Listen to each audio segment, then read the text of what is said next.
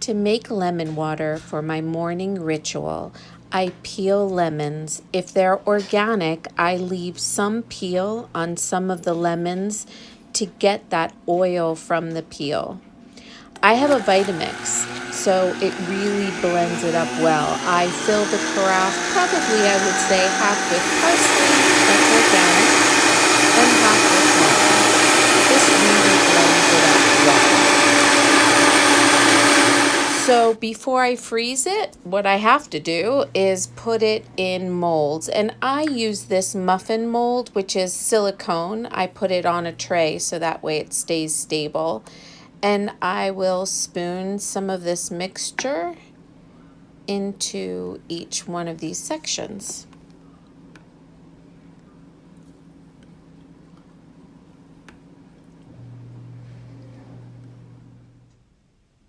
Now I'm just going to take these out. So here's a little thing. I'm going to add a little bit of room temperature water so that way I don't heat the lemon so hot that I destroy all the enzymes. And then I fill the rest of the way with hot water. And this is how I make my hot lemon water every morning.